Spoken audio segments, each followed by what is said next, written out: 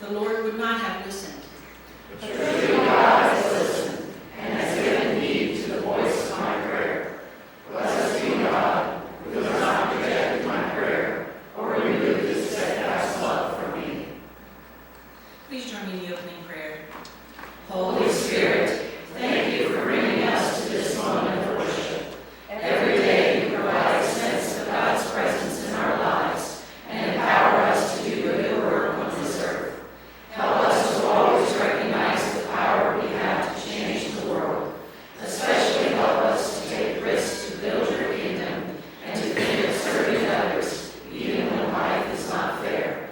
In the name of the Father, and the Son, and the Holy Spirit. Amen.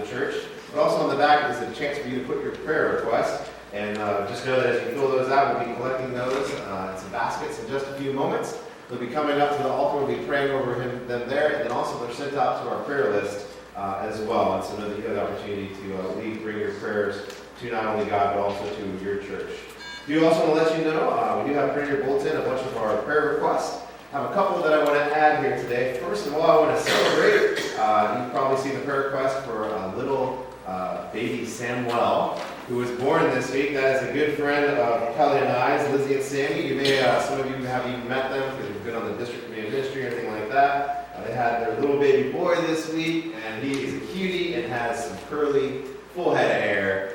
He's like a little mop top. It's great. And the guy, at least, he's doing good. And so we celebrate just a healthy baby delivery, a healthy mama as they're home celebrating Easter this week. We also want to lift up one other prayer concern that happened this morning. And that is one lift up Pam Aldridge, who's sick at home. She has pneumonia and is having a little struggle. I know Mike's here, and I know family's with her at home. But we do, if you're watching, Pam, we pray for you, and I want to lift you up at this time. You see our other prayer concerns listed there, and we want to continue to pray for those, as well as those in long-term care, those in active military service, those are first responders as well. Last thing to let you know is we do have available not only the altar rails, if you want to come down and meet with God in a special way, but we also have the prayer chapel in the back. And just know as you come, you never have to come to the altar alone. There'll be some friends that come alongside you, and they'll put their hand upon you at this time. So those rails are available if you want to come and worship that way. With all that being said, let's now enter into a time of prayer.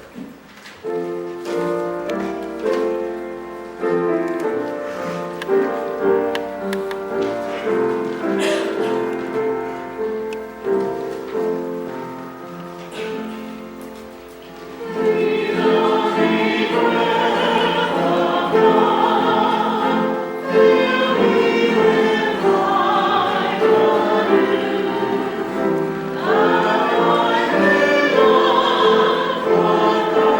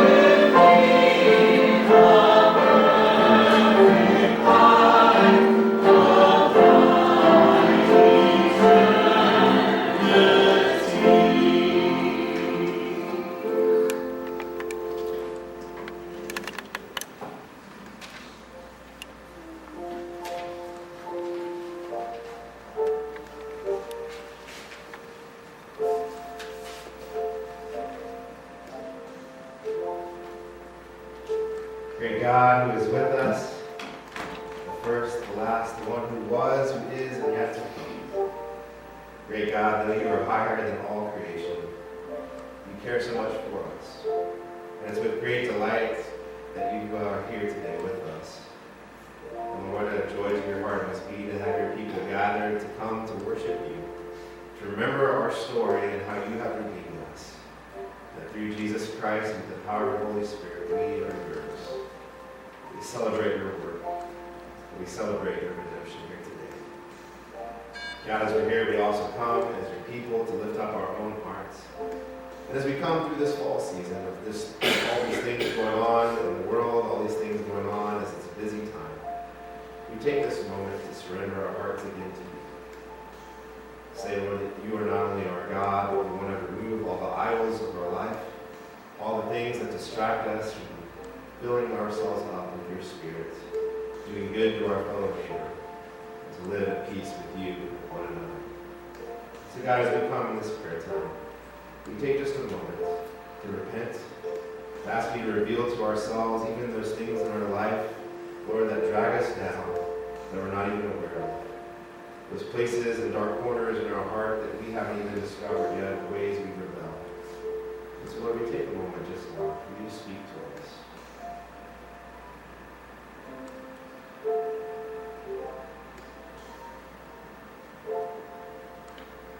Gracious God, it was you who came to this earth not when we were doing good, but when we were far from you.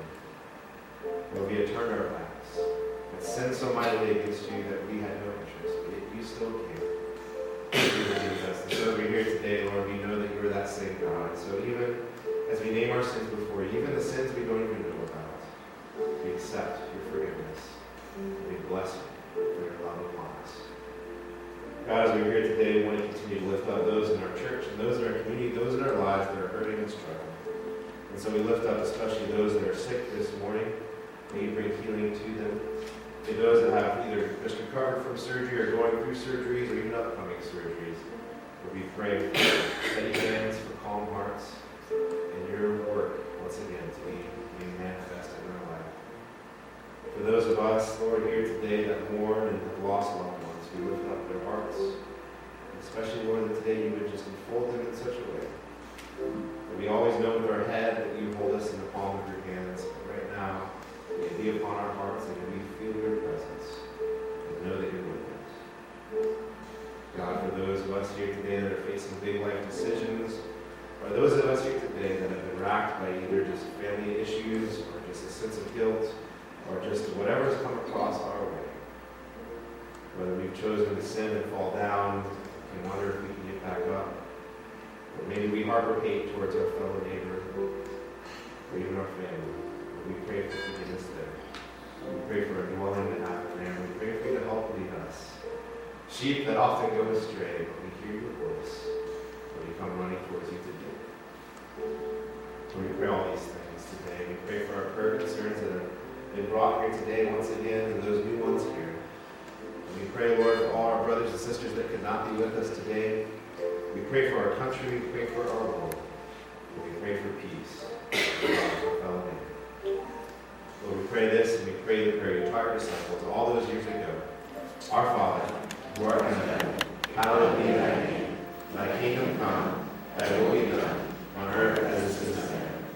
Give us this day our daily bread, and forgive us our trespasses, as we forgive those who trespass against us.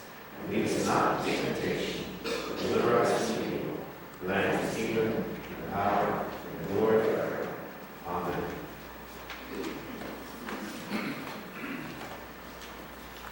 We're going a little bit out of order of service here today, but I did want to invite our special friend here, Brian Johnson, to come forward. We have a digital mission moment that he wants to share with you. And Brian, I may have skipped over you a minute ago, but we're not right now. So come on now and share with us.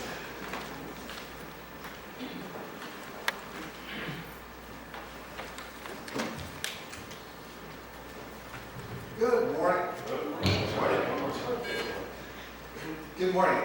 So you talked a little bit about digital missions, but before I do that, I want to take a quick moment of liberty and say thank you 10 years ago at this time, I was sitting in a place called Baghdad, and it's a nice part of the world, so whatever. And got a whole great big series of care packages from this church. They actually arrived on this day 10 years ago. This church actually helped make a difference in the lives of 40 people that day. So, and this popped up on my Facebook this morning, so I wanted to take a moment and say thanks. Okay, but what is digital missions? It's all those things you see behind you: your Facebooks, Twitters, Instagrams, everything. So, okay, so what's Facebook? Some of you are like, I don't know Facebook, I don't use it, I don't care.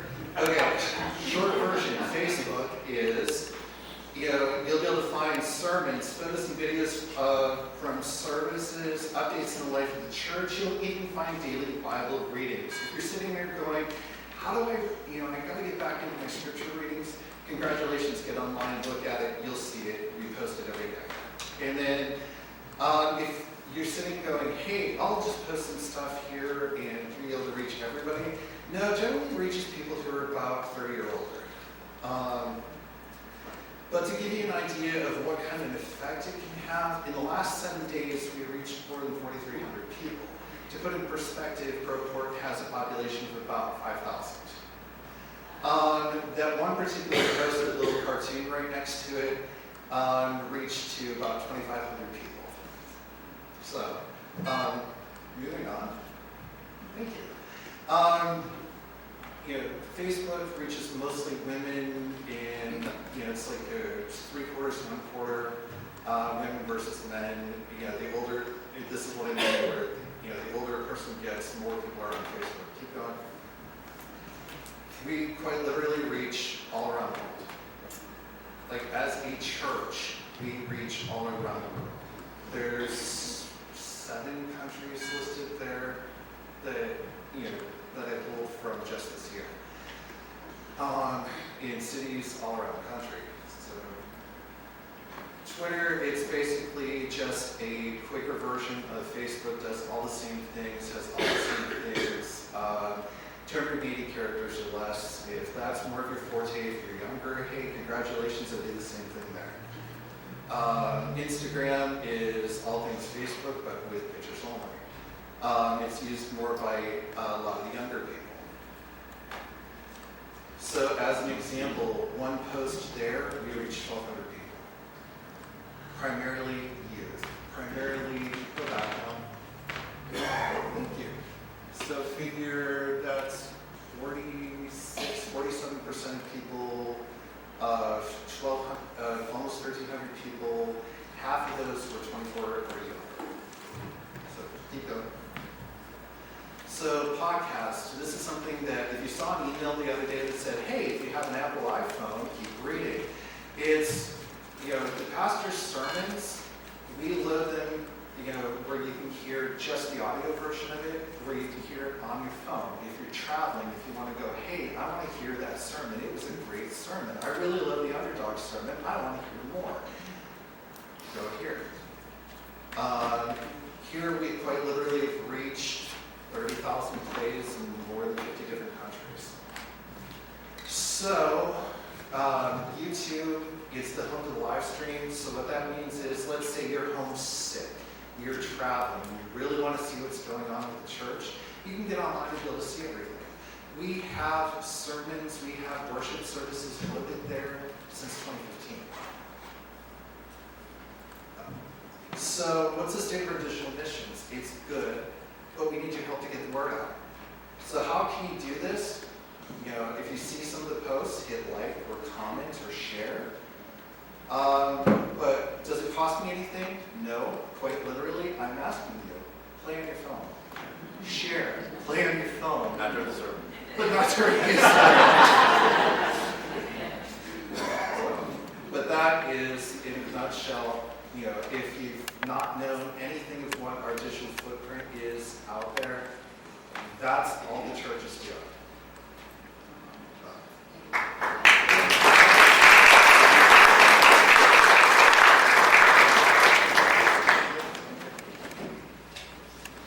Will the ushers please come forward?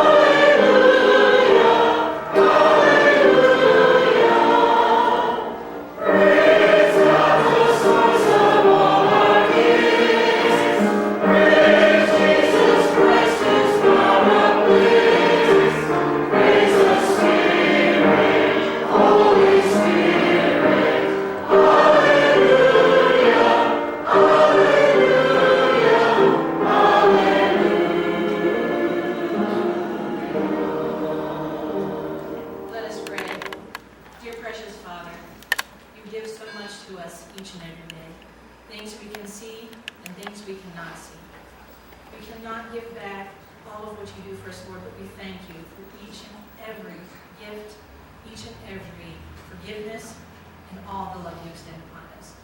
We pray these things in your holy Son's name. Amen. Amen.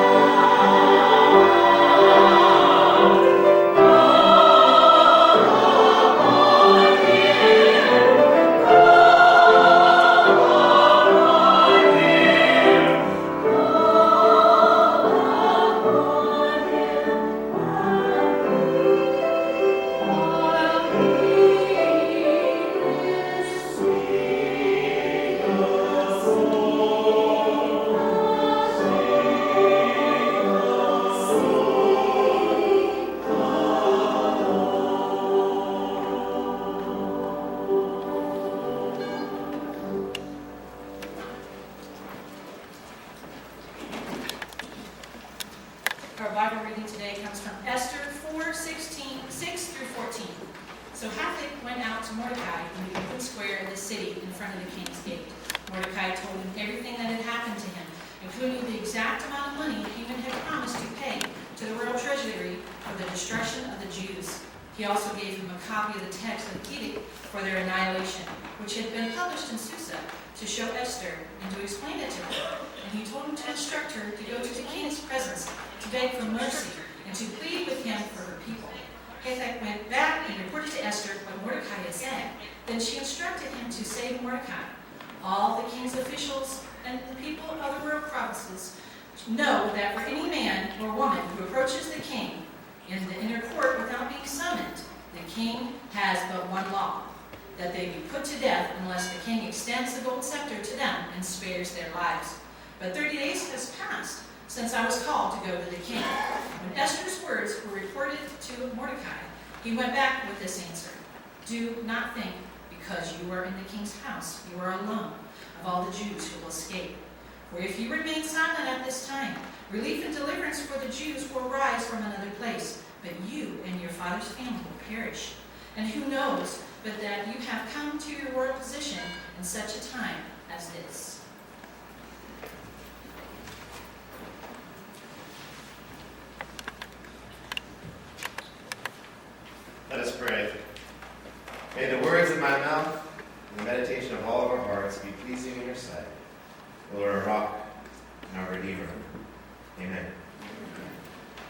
this morning. I want to welcome those here in the church. It's great to see you all. I want to welcome those online. Hello to you, those that will watch this later, and also our podcast audience as we've heard together as we worship with us all across the world. Konnichiwa, buenos dias, bonjour to you here today. As we're here, I want to start our time together in the sermon with a poem called Invictus. Out of the night that covers me, black as the pit, from pole to pole, I thank whatever gods may be for my unconquerable soul. In the fell clutch of circumstance, I have not winced or cried aloud. Under the bludgeoning of chance, my head is bloody, but unbowed. Beyond this place of wrath and tears looms but the horror of the shade. And yet the menace of the years finds and shall find me unafraid. It matters not how straight the gate, how charged with punishments the scroll. I am master of my fate. I am captain of my soul. It's a wonderful poem by William Ernest Henley. And if you're here today and you happen to be a valedictorian, think about using this poem instead of The Road Not Taken by Robert Frost. Be original for a minute. And I hear that one all the time at those wonderful graduation speeches. But what a wonderful poem that is. And as we're here today, I think that poem really kind of separates a little bit of life from us. Is that there's kind of two ways of going through life. There is the way of life of going through it, being beaten up, and giving in. There's a way of life of going up through it, being beaten up, and saying, no. You don't have the final say. I still have something to do in this world. As we know, God holds us in his hands in so many powerful ways, and God controls our destiny in so many ways, and God can speak and change history at any moment. But yet it is true that there's some responsibility on our shoulders as well. And that's what I claim in this poem, not that we are captain of our souls beyond God's control, but that we are captain in what God has given us control, which is quite a bit. As we're here today, we're actually in the final of the Underdogs series. Oh. Yes! Yeah! Oh, that's right. Oh, boo. It's rough. So as we're here today, we're going to be finishing this up, and it's been a lot of fun for me. As you can tell, I enjoy sports quite a bit. In fact, I'll just tell you a little bit. I may be a little sleepier today because yesterday there was the game of the day, which was not the game I thought it was going to be, my Georgia Bulldog game. It was not the Ohio State game. It was Washington State versus UCLA. I got caught into this. It was 2:30 a.m. before it ended, in regulation, not even overtime, 67-63. The losing quarterback had 9 touchdowns, and they still lost. All right, it was great. But I am a sports fan, as you can tell. And we've been talking about different sports moments, but I wanted to take you one that really goes beyond sports. It is sports related, but really goes beyond. And in fact, this poem is also the name of a more recent movie called Invictus. It's got Morgan Freeman in it, it's got Matt Damon in it. It's actually a really great movie, and it tells a story of when sports become more than sports. You want to go back to 1994 in South Africa. Nelson Mandela, it was the end of apartheid. Nelson Mandela is released from prison, becomes president of the country. Filled with hate, filled with racism, filled with scared Afrikaners who were the white people who had been kind of the minority but had held all the control. And all of a sudden, more Native Africans held the control, and what was going to happen? The country itself was on the brink of civil war. There were militants that were heavily armed. People wondered if the military itself would hold a mutiny. People were afraid of losing jobs, of their farms. They were afraid of losing their anthem, their flag, even their lives. And the country never went to a civil war. In fact, it tells the story of this movie Invictus so powerfully. And I would probably tell you today that even though Miracle is my favorite because it has hockey and it's just a great moment, but truly, probably the most deep sports movie of all is Invictus. If you haven't seen it, do yourself a favor and go find it. It's Morgan Freeman's best role he ever did. It's absolutely amazing. But there was this fear of this country on the brink. And because the end of apartheid had happened, they were suddenly able to play international sports again. They were banned on South Africa until that time. And people loved rugby. especially the Afrikaners. It was their sport. They loved rugby. And so it became an issue of, well, does this rugby team, who only the Afrikaners liked and everybody else was the opposite teams, are they going to strip the colors? Are they going to strip the symbols? Are they going to change the name? All these different things go on just to be symbols of the end of apartheid. That's what it was associated with. And Nelson Mandela did what he did so well of coming to love other people. He'd been in jail for 27 years. In a jail cell that if you took probably some of these benches and just made it a cube, you could reach out and touch the cell walls where he slept. He sat there day after day pounding rock into gravel on a desolate island off of Cape Town for 27 years. And when he came out, his message was forgiveness. His message was, this is not a revolution. If it is, it's one unlike any other in the sense that it's going to be a revolution of forgiveness, of people coming back together and building a country with every brick that is available, no matter what color wraps around them. And so eventually, he did this most preciously with the team, the rugby team, the Springboks as they're called, and he kept their colors, he kept their symbol. He was booed and booed and booed until the rugby team aspired to do something great. And in fact, they were hosting the World Cup that year, and so the World Cup came. They didn't play so well. They weren't that great because, again, the international play, they had been banned, and so they weren't exactly up to their teams that they played against, and yet they played, and they kept eventually winning. They got a free buy-in because they were hosting the World Cup, so they get a free kind of into the World Cup, and they played, and they ended up winning it all. And the country that was afraid, you just imagine the stadium filled with a bunch of Afrikaners, these white descended colonialists who were afraid for civil war, ready for the brink of disaster. And the whole rest of the country that started chanting for South Africa, because it became their team.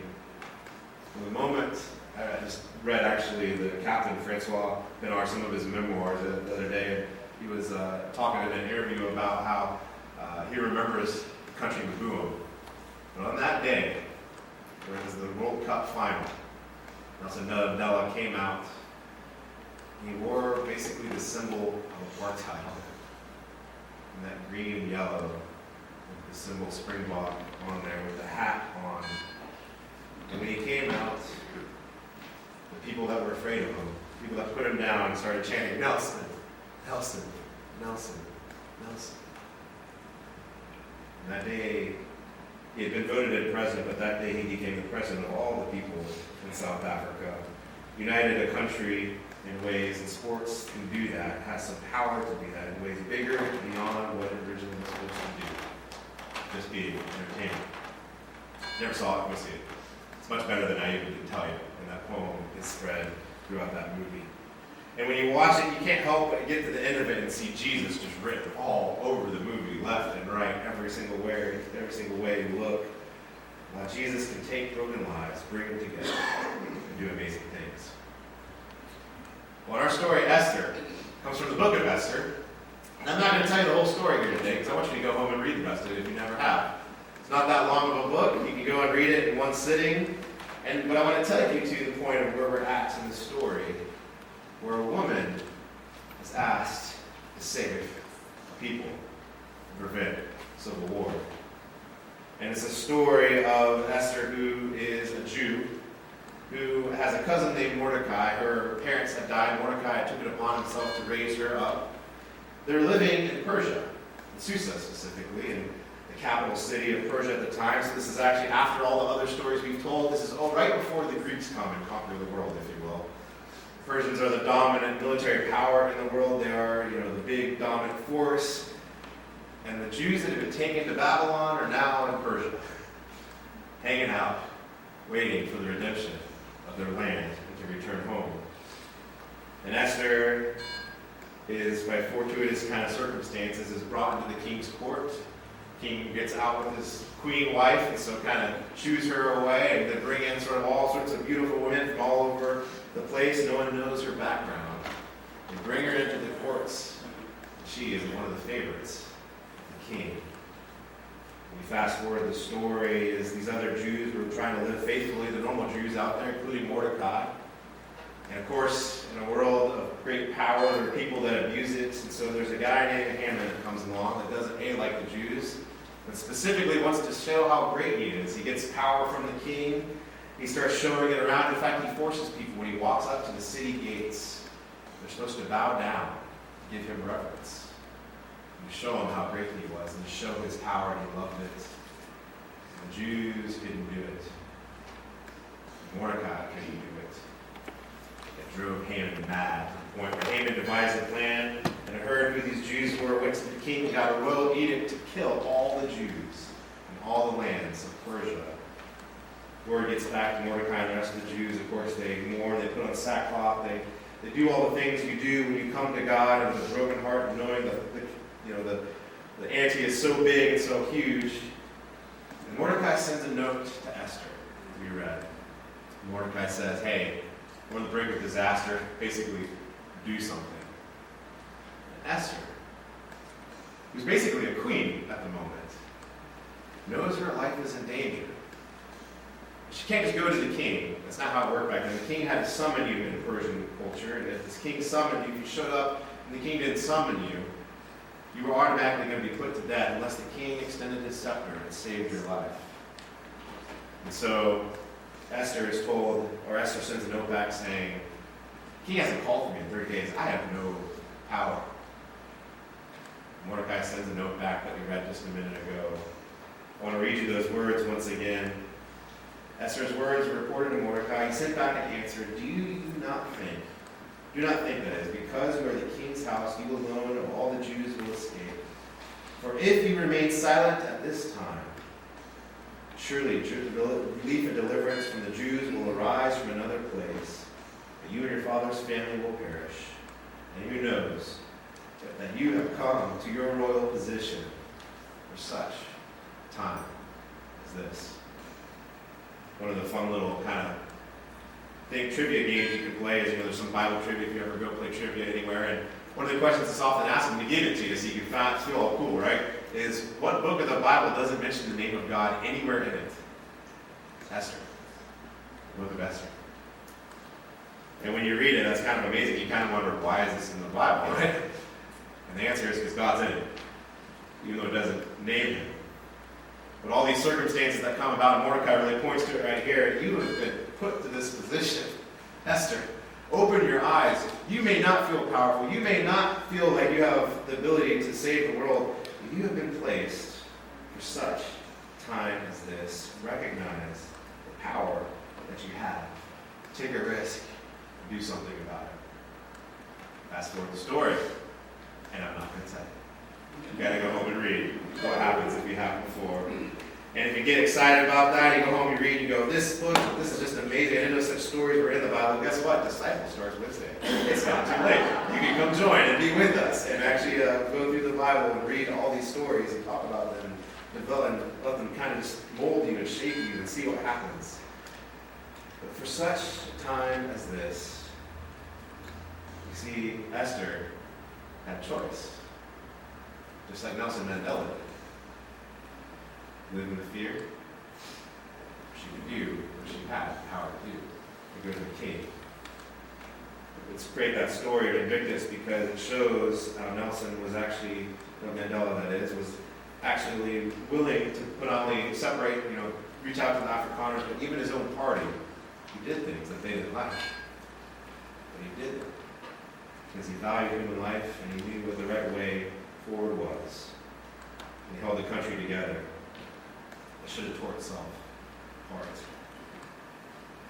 It's interesting, I know many of you, it's that time again, 2020, Ohio, battleground state. Guess what? It's coming, right? A wonderful presidential election, right? And it's kind of interesting. I just want you to think with me for a minute about what's coming. Right? There's going to be all the attack ads. You know that's going to happen. But something even more kind of insidious is going to happen. The candidates are going to try to get your votes, right? And they're going to try to do whatever way they can. And one of the things they're going to tell you is this world is horrible. This country is horrible.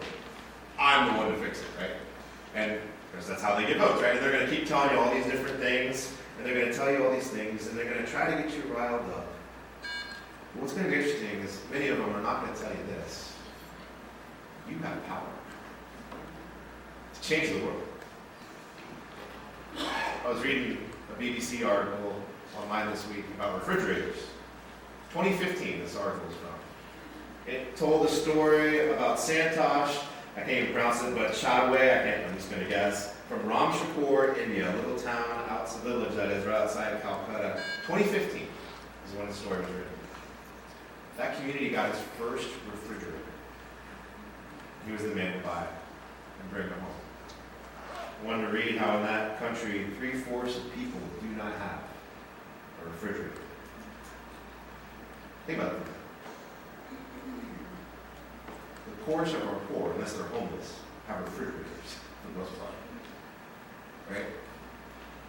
Don't be blindsided by what's coming, right? I know this world has problems, I know our country needs things, and we need to have those conversations, but don't be blindsided and forgetting the power that you have. In fact, if you look at the whole world, including developed nations, undeveloped nations, all these different things, 1/4 of the world doesn't have refrigerators.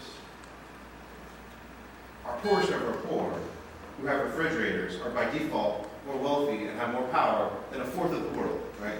Just put that in perspective. It's insane if you think about it.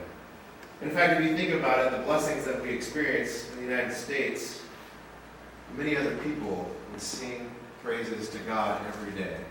Is it perfect? No. But is it something to be thankful for? Absolutely. And the simple truth is many of us are going to be told, hey, you have no power. There's something wrong with this world and you need to fight it. You need to do it here in the United States. All these types of things. But I want to ask you the question, are you alive here today? For such a time as this. Don't forget the power that you have. Oh, it matters not how straight you are. How charged with punishments the scroll. I am master of my fate. I am captain of my soul. Let's not forget. This world is unjust. People have power disproportionate, that's true.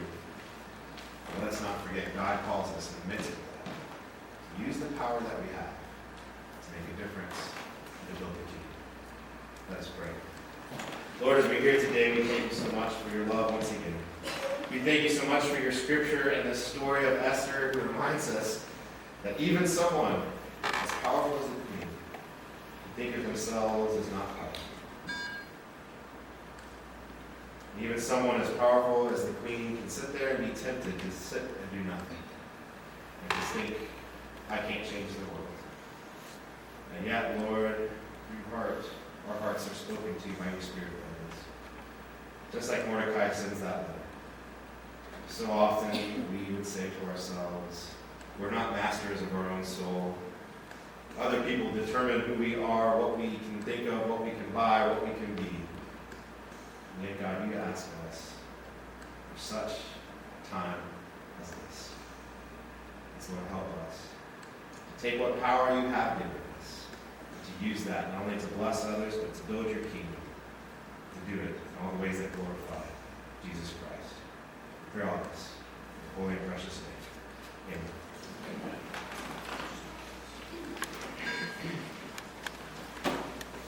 Stand as your people for our closing hymn. God will take care of you.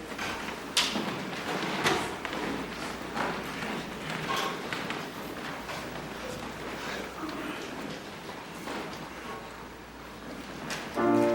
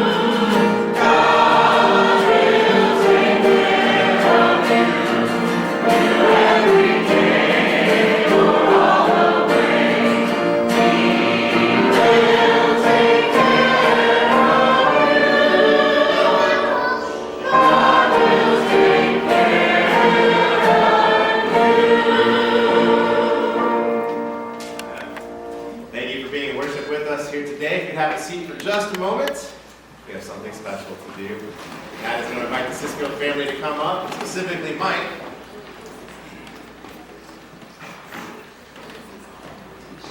Many of you know Mike Cisco. He's been flying under the radar until today. That's right.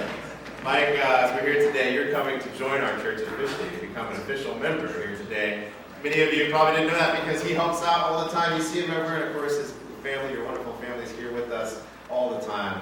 We're going to celebrate here today. That's great. And so Mike, as you come here today to join this United Methodist Church, I have one question to ask you. That is, will you support this church with your prayers, your presence, your gifts, your service, and your witness? Excellent. That's a good answer. We are so excited to have you join us. Let's celebrate Groveport.